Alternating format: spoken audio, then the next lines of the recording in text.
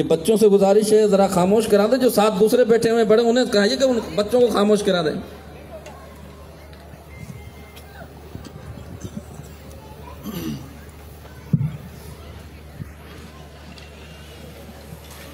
ونسلم على سيدنا ومولانا محمد رسوله النبي الأمين المكين الحنين الكريم الرؤوف الرحيم، أما بعد فأعوذ بالله من الشيطان اللعين الرجيم، بسم الله الرحمن الرحيم۔ فقد قال الله تبارك وتعالى في كلامه المجيد والفرقان الحميد، قل لا أسألكم عليه أجرا إلا المودة في القربى، صدق الله مولانا العظيم وبلغنا رسوله النبي الكريم، ونحن على ذلك لمن الشاهدين والشاكرين، والحمد لله رب العالمين۔ محبت کے ساتھ، عقیدت کے ساتھ دربار رسالت مآب صلی اللہ علیہ وآلہ وسلم میں ہدیہ درود پاک پیش کیجیے۔ اللہم صلی علی سیدنا و مولانا محمد وبارک وسلم، صلاۃ و سلام علیک یا سیدی یا مکی یا مدنی یا عربی یا قرشی یا ہاشمی یا مطلبی یا رسول اللہ صلی اللہ علیہ وآلہ وسلم۔ نہایت قابل قدر واجب الاحترام قبلہ صاحبزادہ طلعت سائیں، صاحبزادہ حماد سائیں، اسٹیج پر موجود علماء و ذاکرین اور پنڈال میں موجود معززین، اللہ رب العالمین کا ہم پر کرم ہے،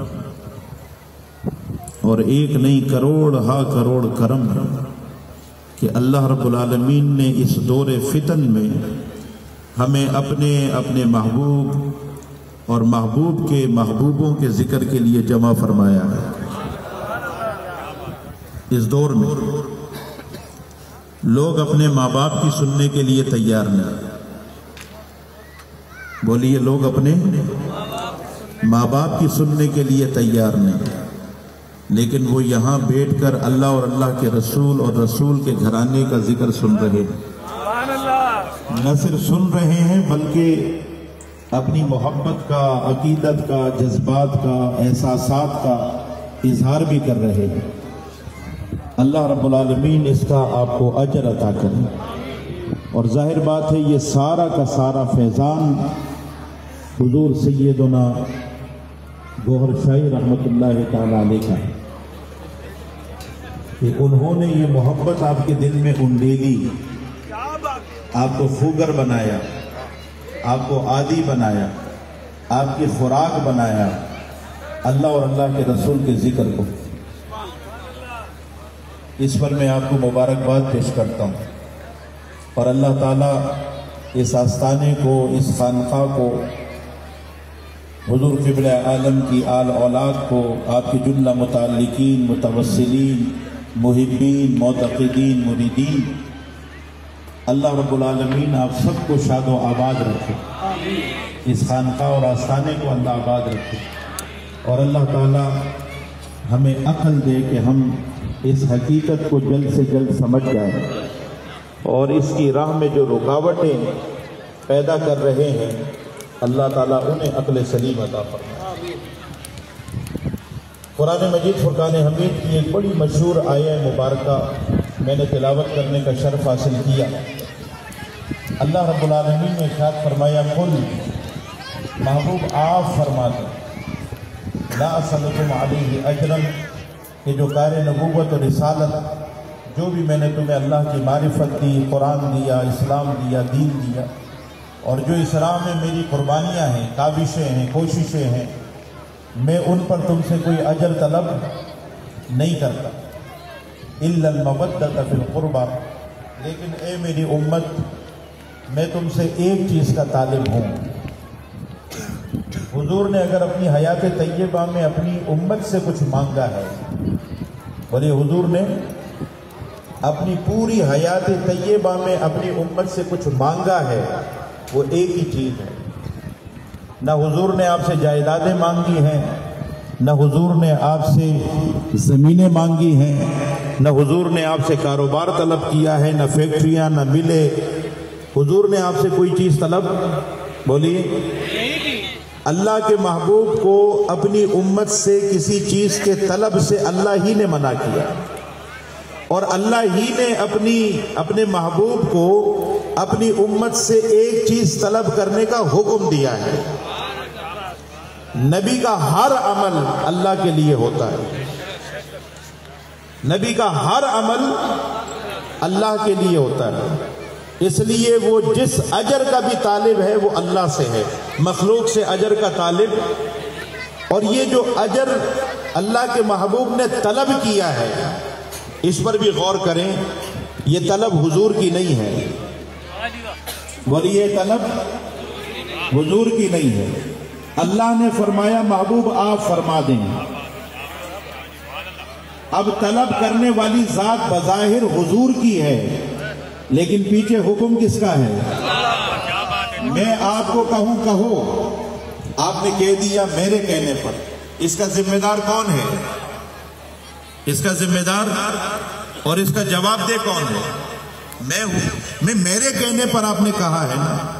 हुजूर बज़ाहिर तलब कर रहे हैं कि मैं अपनी उम्मत से कोई चीज तलब नहीं करता सिवाय इसके कि वो मेरी आल से, मेरी औलाद से, मेरे क़राबतदारों से टूट के मोहब्बत करें। ये जो हुजूर तलब कर रहे हैं, ये बज़ाहिर हुजूर की तलब है, लेकिन अगर लफ्ज़ कुल पर गौर करेंगे तो पता चलेगा ये अल्लाह का अमर है। अब अहले बेते नबूवत से मोहब्बत करना और मवद्दत करना, ये अल्लाह के महबूब का तो हुक्म है ही, लेकिन असल ये अल्लाह तबारक व तआला का हुक्म है। फिर गौर करें कि लफ्ज इस्तेमाल हुआ है अल मवद्दा। कुल ला असलुकुम अलैहि अजरन इल्ला अल मवद्दा। अल्लाह ताला अपने महबूब को यह भी फरमा सकता था कि महबूब आप फरमाएं कि इल्लल महब्बता फिल कुर्बा, लेकिन लफ्ज मोहब्बत इस्तेमाल नहीं किया, लफ्ज मवद्दत इस्तेमाल किया। क्योंकि मोहब्बत जब आप उसकी तारीफ में जाएंगे और तशरीह में जाएंगे तो आपको अंदाजा होगा कि उसमें इंसान में तगय्युर आता है। कभी वो किसी से मोहब्बत करता है, कभी किसी से मोहब्बत करता है, कभी किसी से मोहब्बत करता है। उसकी जो मोहब्बत है उसमें तब्दीली, तगय्युर, तबद्दुल आता रहता है। अल्लाह तबारक व तआला ने जब महबूब को अमर फरमाया तो हुजूर ने लफ्ज मोहब्बत इस्तेमाल नहीं किया, लफ्ज इस्तेमाल किया अल मवद्दा। आपको पता है इसका माना क्या है? कितने लोगों को पता है कि अल मवद्दा और अल महब्बा दोनों में फर्क किसको पता है? मोहब्बत यह है कि तू ना सही और सही और ना सही और सही। घर से निकला कि जनाब मैंने आइसक्रीम खानी है, कहने लगे जी आइसक्रीम खत्म हो गई, कहते चलो फालूदा दे दो, कहते जी फालूदा भी खत्म हो, कहते चलो जूस ही दे दो कोई। ये क्या है? तलब में किसी के निकला था, वो तलब पूरी नहीं हुई तो किसी और चीज से तलब पूरी कर ली, उसमें तगय्युर और तबद्दुल आता है। लेकिन ये जो लफ्ज अल मवद्दा है ना, इसमें तगय्युर नहीं आता और आ नहीं सकता, मुमकिन नहीं है, क्योंकि तमाम उलमाए लुगत ने लिखा है कि अल मवद्दा का मतलब यह है कि एक इंसान को जो ऑक्सीजन के साथ निस्बत है, हमें ऑक्सीजन के साथ एक निस्बत और ऑक्सीजन को हमसे एक ताल्लुक है। अगर हमारी ऑक्सीजन बंद कर दी जाए, हवा है ना, हम सांस ले रहे हैं, हमारी ऑक्सीजन टाइट कर दी जाए, किसी ऐसे कंटेनर में हमें बंद कर दिया जाए जहां पर हवा ना आ रही हो, तो हमारी मौत वाक़ हो जाएगी। एक मछली है, उसको अगर पानी से निकाल दिया जाए तो आपने देखा है कि वो कैसे तड़पती और फड़कती है, देखा आपने? ये जो मछली को पानी से निकाला اور مچھلی کو آپ نے تڑپتے پھڑکتے دیکھا، کسی انسان کی آکسیجن بند کر دیں تو وہ بھی اسی طرح تڑپتا ہے، اسے آکسیجن چاہیے ہوتی ہے ورنہ اس کی موت واقع ہو جاتی ہے۔ یہ جو ایک مچھلی کو پانی سے تعلق ہے اور ایک انسان کو ہوا آکسیجن سے تعلق ہے، اس کو مودت کہتے ہیں، یعنی وہ چیز جس کے بغیر آپ کی زندگی کا تصور نہ ہو اسے مودت کہتے ہیں۔ گویا اللہ اور اللہ کا رسول یہ چاہتے ہیں کہ میری امت جو میرا کلمہ پڑھتی ہے وہ میرے اہل بیت سے ایسے ٹوٹ کے محبت کرے کہ ان کی محبت کے بغیر ان کی زندگی کا کوئی تصور ہی نہ ہو۔ نعرہ تکبیر، نعرہ رسالہ، نعرہ حیدری، سبحان اللہ۔ یہ جو المودہ کا لفظ استعمال کیا تو اللہ اور اللہ کا رسول تو چاہتے ہیں کہ ہم اہل بیت سے صرف محبت نہ کریں بلکہ ٹوٹ کے محبت کریں اور ایسی محبت کریں کہ ان کی محبت کے بغیر ہماری زندگی مکمل نہ ہو۔ ایک بات، جب یہ آیت بعض مولوی پڑھتے ہیں تو وہ کہتے ہیں یہاں پر لفظ استعمال ہوا ہے القربہ۔ قربہ کا مطلب ہے رشتہ دار، تو رشتہ دار تو بہت سارے ہوتے ہیں، بولیے رشتہ دار بہت سارے ہوتے ہیں، ہمارے چچیرے بھائی، ہمارے پھوپھی زاد، ہمارے خالہ زاد، ہمارے ماموں زاد، تو بھائی بہت سارے رشتہ دار ہوتے ہیں۔ تو کسی نے کسی کو رشتہ دار بنایا، کسی نے کسی کو رشتہ دار بنایا، تو صحابہ حضور کی بارگاہ میں آئے۔ کون آئے؟ بعض لوگوں کو حب صحابہ کا بخار بھی رہتا ہے، تو ہم چلے صحابہ سے پوچھ لیتے ہیں کہ بھئی حضور کی بارگاہ حاضر ہے اور یہ قرآن کی آیت نازل ہو چکی ہے، لفظ قرابت کا ذکر ہو گیا ہے، قیامت تک کے لوگ اس کی اپنی اپنی تعبیر و تشریح کریں گے، کوئی چچیرے آ جائیں گے، کوئی پھوپھی زاد آ جائیں گے، کوئی خالہ زاد آ جائیں گے، کوئی ماموں زاد آ جائیں گے، بھائی وہ رشتے تو بہت سارے ہیں۔ تو چلیں حضور کی بارگاہ میں اور پوچھیں حضور یہ جن قرابت دار رشتہ داروں کا ذکر ہو رہا ہے یہ کون ہے؟ پوچھنے والے صحابہ کہیں رضی اللہ تعالی عنہم اجمعین، کہیں رضی اللہ تعالی عنہم اجمعین۔ سوال کر رہے ہیں محبوب خدا سے، یہ ذہن میں رکھیے گا، ایک قرآن کی ظاہری صورت ہے جس کو ہم وحی جلی کہتے ہیں، ایک قرآن کی دوسری صورت ہے جس کو ہم وحی خفی کہتے ہیں۔ وحی جلی قرآن کو کہتے ہیں اور وحی خفی حدیث کو کہتے ہیں۔ تو قرآن کا ایک ظاہر ہے، اس کا معنی مرادی کیا ہے، اللہ چاہتا کیا ہے، حضور چاہتے کیا ہے، اس آیت کی مراد کیا ہے، اس کی تعبیر و تشریح سب سے پہلے جو محبوب خدا نے کر دی، قیامت تک کے امت کے لیے وہی دلیل ہے، وہی سند ہے، وہی حجت ہے۔ اس سے ہٹ کر اگر کوئی بڑے سے بڑا مولوی آ کر کہے کہ نہیں اس سے مراد یہ ہے، اس کی مراد اس کے منہ پر ماری جائے گی، اور جو معنی مرادی رسول خدا نے بیان کر دیا ہے امت کے لیے وہی قابل قبول ہے۔ اب حضور کی بارگاہ میں صحابہ آئے، انہوں نے عرض کی من قرابتک ہؤلاء الذین وجبت علینا مودتهم، اے اللہ کے محبوب وہ آپ کے کون سے رشتہ دار ہیں جن کی محبت ہم پر واجب کی گئی ہے؟ سوال میں کسی قسم کا کنفیوژن ہے؟ بولیے، سوال میں کوئی سقم ہے، کوئی کمزوری ہے؟ سوال واضح ہے کہ نہیں؟ سب کو سمجھ میں آ رہی ہے کہ سوال اسی آیت سے متعلق ہوا، اور یہ بھی پتہ چلا کہ صحابہ جانتے تھے کہ یہ جو اللہ تبارک و تعالی نے اپنے محبوب کو امر فرمایا اور پھر محبوب نے اپنی امت سے طلب کیا کہ میری امت میرے اہل بیت سے ٹوٹ کے محبت کرو، یہ آپشنل نہیں ہے۔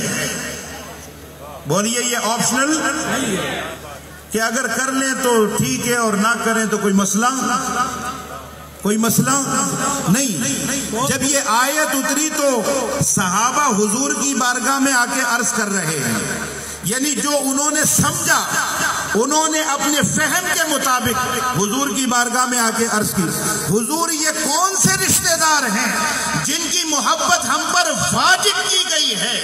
اب اگر صحابہ کو مانتے ہو تو کان کھول کے سن لو، صحابہ اہل بیت کی محبت کو اپنے اوپر واجب سمجھتے تھے۔ بے شک بے شک، سبحان اللہ سبحان اللہ۔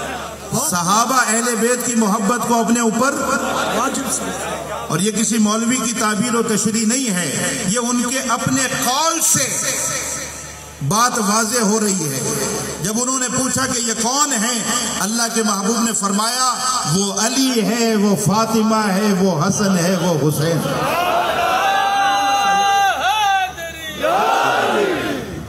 اب قیامت تک کے لیے کوئی کہاں اور کہیں کا رشتہ دار لا کر اس منصب اور مقام پر بٹھائے، یہ سارے کے سارے رشتے ہمارے لیے مبارک بھی ہے، محترم بھی ہے، قابل احترام، قابل عزت ہے۔ لیکن اس آیت کا جو مصداق ہے وہ مولا کائنات، مخدوم کائنات اور حسنین کریمین۔ کسی اور کو اس مقام پر کم سے کم ہم برداشت بولیے وجہ، کیونکہ یہ منصب اللہ اور اللہ کے رسول نے عطا کیا ہے۔ آپ بہت ساری نیکیاں کرتے ہیں، اللہ آپ کو توفیق دے، بہت نیکیاں کرتے ہیں، ذکر بھی کرتے ہیں، اور آپ لوگ چیریٹی بھی کرتے ہیں، ویلفیئر بھی کرتے ہیں، مساجد بھی بناتے ہیں، مدارس بھی بناتے ہیں، تہجد بھی پڑھتے ہیں، سارے کام کرتے ہیں، اللہ مبارک کرے۔ لیکن ایک حدیث پاک میں نے پڑھی، کیا ایک حدیث پاک میں نے پڑھی، اور میں اور بہت ساری حدیثیں ٹٹولتا رہا کہ شاید اس طرح کی فضیلت کسی اور عمل کے لیے بہت زیادہ حج کرنے والے، بہت زیادہ عمرے کرنے والے، بہت زیادہ مسجد مدرسے بنانے والے، بہت زیادہ چیریٹی اور ویلفیئر کا کام کرنے والے، کہیں کوئی فضیلت ملے مجھے لاکھوں کے، اور یہ میں حضور شیخ الاسلام پروفیسر ڈاکٹر محمد طاہر القادری جو میرے شیخ ہیں ان کی بات کوٹ کر رہا ہوں، ہمارا اتنا مطالعہ نہیں ہے، لیکن وہ فرماتے کہ لاکھوں کے احادیث کے ذخیرے میں نے چھانٹی کی کہ کہیں مجھے کوئی ایسی حدیث مل جائے جو اس طرح کی فضیلت والی ہو۔ فرماتے ہیں کہ لاکھوں احادیث کے ذخیرے میں مجھے یہ فضیلت کہیں نہیں ملی، اور وہ فضیلت کیا ہے؟ حضور نے فرمایا من احبنی، جو مجھ سے محبت کرے، جو مجھ سے محبت کرے، وَأَحَبَّ هَذَيْنِ، اور یہ حسن و حسین سے محبت کرے، وَأَبَاهُمَا وَأُمَّهُمَا، اور جو ان کے بابا جان علی سے محبت کرے، ان کی اماں جان سیدہ خاتون جنت سیدہ فاطمۃ الزہراء سلام اللہ علیہا سے محبت کرے، کانا معی فی درجتی یوم القیامہ، یہ جنت کا چکر نہیں ہے اور نہ یہ جنت کی بات ہو رہی ہے، یہ جو اجر ہے ان کی محبت کا جو اجر ہے، جنت کی بات نہیں ہو رہی، اور جنت کی کیا حیثیت، وہ تو ان کی جاگیر ہے، وہ ان کی جاگیر ہے، جنت کی بات نہیں ہو رہی، جنت کی بات نہیں۔ وہ حضور نے فرمایا الحسن والحسین سیدہ شباب اہل الجنہ، حسن و حسین جنتی جوانوں کے سردار ہیں، اور مخدوم کائنات کے بارے میں فرمایا فاطمہ تو سیدہ تو نساء اہل الجنہ، کہ میری بیٹی مخدوم کائنات سیدہ فاطمہ الزہراء سلام اللہ علیہا جنتی عورتوں کی سردار ہے، تو عورتوں کی سردار مخدوم کائنات اور جوانوں کے سردار حسنین کریمین، تو وہ تو ان کی جاگیر ہے۔ میں آپ سے پوچھتا ہوں، اگر آپ کا گھر ہو، آپ کی پرمیشن کے بغیر کوئی اندر آ سکتا ہے اور آ گیا تو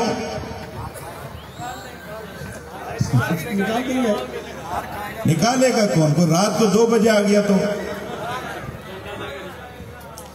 تو آپ نے سب سے پہلے تو 15 پہ کال کرنی ہے، ایسا ہی ہے، تعلقات زیادہ ہیں تو اپنے بندے بھی بلا لینے ہیں، اور اگر اور زیادہ تعلقات ہیں، کسی سوسائٹی میں رہتے ہیں تو سب سے پہلے گیٹ بند کروائیں گے کہ چلو آیا ہے تو ذرا اس کی اچھی خاطر مدارت کریں، بغیر آپ کی پرمیشن کے کوئی آپ کے گھر میں داخل، تو جنت جن کی جاگیر ہے ان کی اجازت کے بغیر کوئی کیسے جائے گا؟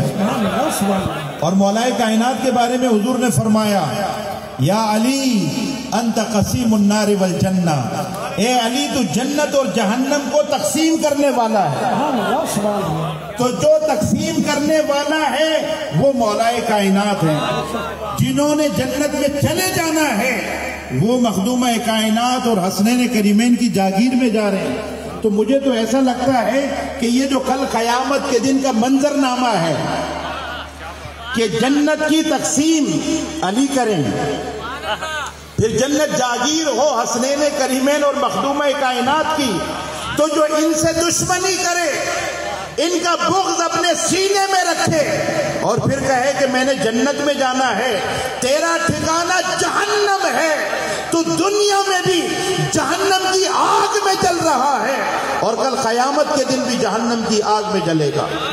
یہ جنت تو ہے ہی علی اور اس کے بیٹوں کی، سبحان اللہ، خدا کی قسم۔ تو حضور نے یہ نہیں فرمایا کہ جو مجھ سے محبت کرے، حسنین کریمین سے محبت کرے، ان کے بابا جان علی سے اور ان کی اماں جان فاطمہ سے محبت کرے، وہ جنت میں جائے گا۔ جنت کی بات ہی نہیں کی۔ حضور نے فرمایا وہ کل قیامت کے دن جنت میں میرے درجے میں میرے ساتھ ہوگا۔ یہ وہ فضیلت ہے کہ اگر ساری زندگی کوئی حج کرتا رہے، کوئی عمرے کرتا رہے، کوئی مسجدیں بناتا رہے، کوئی نمازیں پڑھتا رہے، کوئی تہجد پڑھتا رہے، ساری زندگی شامی کباب سجا کر پیشانی پر اپنے آپ کو حاجی و پاجی کہتا رہے، یہ فضیلت اسے ملنے والی، یہ فضیلت فقط اسے ملے گی جو اپنے آپ کو مولا کائنات کے در کا سگ بنائے، حسنین کریمین کے در کا سگ بنائے اور مخدومہ کائنات کے در کا سگ بنائے۔ جو ان کے در کی کا سگ بنتا ہے اسے یہ فضیلت اللہ کے محبوب عطا کر چکے۔ نعرہ حیدری، حیدری، حیدری،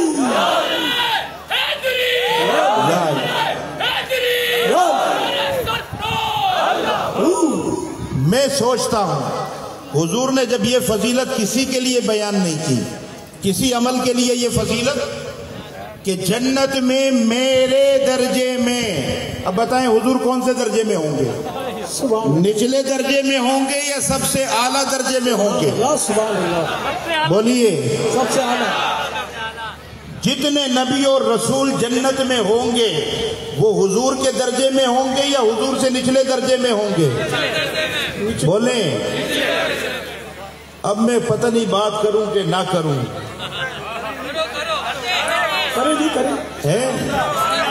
میرا وجدان کہتا ہے، میرا اپنا وجدان کہتا ہے کہ یہ جو اہل بیت نبوت کی محبت ہے، اس کا درجہ، اس کا مقام اور اس کا مرتبہ اتنا بلند و بالا ہے، اور تاجدار کائنات کی بارگاہ میں اس کی فضیلت، اس کا شرف اور اس کی منقبت اس پائے کی ہے کہ حضور چاہتے ہی نہیں کہ کوئی شخص میری اہل بیت سے محبت نہ کرے اور وہ جنت میں میرے درجے میں آئے۔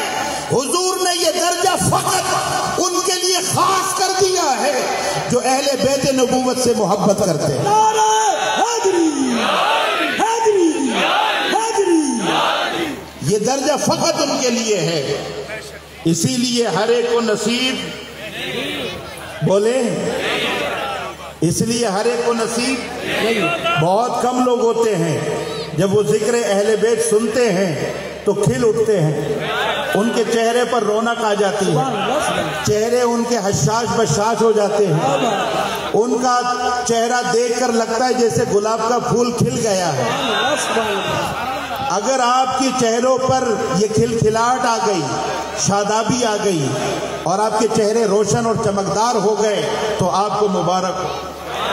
صحابہ اکرام علیہم الرضوان کہتے تھے کہ جب ہمیں کسی مومن اور منافق کی پہچان کرنی ہوتی تو ہم اس کے سامنے ذکر علی چھیڑ دیا کرتے تھے. اگر اس کا چہرہ کھل جاتا تو ہم کہتے مومن ہے، اور اگر چہرہ مرجھا جاتا ہم سمجھ جاتے یہ منافق ہے. غدیر خم کے مقام پر محبوب کریم صلی اللہ علیہ وآلہ وسلم نے اعلان فرمایا. وہ عام اعلان نہیں تھا، یہ جو ہمارے بھی کچھ اپنوں کو بھی ایک مرض اٹھا ہے، ایک نیا مرض اٹھا ہے. وہ جو نئے مریض ہیں، نئے مریض، تو ان نئے مریضوں کی آپ کبھی حالت دیکھیں، اللہ تعالیٰ اپنے حفظ و امان میں رکھے. پہلے ہم دوسروں سے گلا کرتے تھے کہ ان کے سامنے ذکر علی ہو تو چہرے مرجھا جاتے. اب ہمارے اپنوں کا حال یہ ہو گیا ہے کہ ان کے سامنے ذکر علی ہو تو چہرے مرجھا جاتے. مولا کائنات مولا علی علیہ السلام کا جو یہ اعلان ہوا ہے غدیر خم کے مقام پر، یہ عام اعلان نہیں ہے. بولیے، عام اعلان نہیں ہے. اور یہ جو من کنت مولا ہو فہذا علی مولا ہو، یہاں مولا کا مطلب دوست ہے. جس کا میں دوست ہوں اس کے علی دوست ہے. تو پہلے یہ سارے دشمن تھے کیا؟ کیا بات، کیا بات، بہت خوب، بہت خوب. پہلے یہ دشمن تھے جو آپ غدیر خم کے مقام پر حضور کو دوست بنانا پڑ گیا ان کو. پہلے بھائی نہیں تھے. بعض لوگوں نے بھائی ترجمہ کیا کہ میں جس کا بھائی ہوں علی اس کے بھائی ہوں. گھٹانے پر آئے تو یہ ایک واضح اعلان، اور ایسے یہ اعلان نہیں ہوا. غدیر خم کے مقام پر محبوب کریم علیہ السلام تمام صحابہ کرام کو جمع کیا، ایک اونچا ٹیلا منتخب فرمایا، اور پھر جو اونٹوں کی کجاوے ہوتے ہیں، کیا پالان، ان پالانوں کو اور کجاووں کو جمع کیا گیا. 700 اونٹوں کے کجاووں کو، پالانوں کو جمع کر کے اس کو ایک بڑا سٹیج بنایا گیا، اور پھر حضور اس پر تشریف لے آئے، اور پھر فرمایا این علی، علی کہاں ہے؟ مولا کائنات علی علیہ السلام تشریف لائے. آپ نے انہیں اوپر بلا لیا. اب وہاں ہزارہ صحابہ ہیں، کوئی 70,000 صحابہ ہیں. کتنے؟ 70,000 صحابہ ہیں. حضور تشریف لائے اور حضرت علی کو بھی بلا لیا. پہلے اپنے بارے میں فرمایا اور اپنی نبوت اور رسالت اور جو آپ نے دعوت پہنچائی اس کے بارے میں پوچھا. سب نے کہا آپ نے اللہ کا پیغام پہنچایا، اس میں کبھی بخل سے کام. پھر فرمایا ان کو جانتے ہو؟ سب نے کہا یہ آپ کے چچا کے بیٹے علی بن ابی طالب ہیں. سب نے پہچان کر لی، حضور کی بھی اور مولا کائنات کی بھی. پھر حضور نے حضرت مولا کائنات کا ہاتھ پکڑ کے ہوا میں لہرایا اور فرمایا من کنت مولا ہو فہذا علی مولا، جس کا میں مولا ہوں اس کے علی مولا ہیں.